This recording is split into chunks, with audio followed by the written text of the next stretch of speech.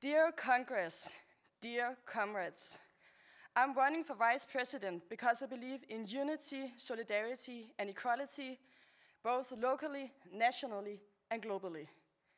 The current Presidium has done a great job strengthening the organization, and I want to contribute to the continued growth of YES. I'm from DSU Denmark and am currently the Vice President of DSU's International Committee. Here I'm responsible for our international projects. DSU have international partnership projects in Colombia, Argentina, Kenya, Ukraine, Georgia, and the Philippines. I'm also the Danish project leader for our partnership project in Kenya.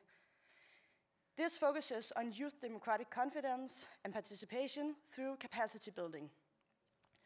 I hope to be able to use my network and my experience for my international work in the Presidium. Something that drives me is fighting for our voices as young people to be heard. As a chairperson for the Student Council at my university, I have worked to give students a seat at the table. I've seen the results firsthand and know the importance of youth being involved in key decision-making processes.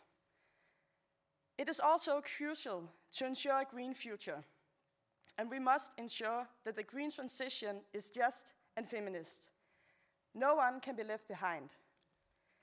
We have a responsibility to make sure that it is not only the working class who pays the bill, and it is crucial that social justice and climate justice go hand in hand. We have a global responsibility to make sure that everyone contributes, but also sees the reward. A sustainable future must be for everyone, not just the lucky few.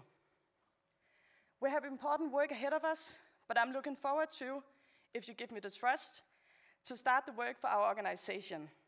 So let's organize, let's mobilize, and let's do it together. My name is Anne, and I'm running for Vice President. Thank you for your time.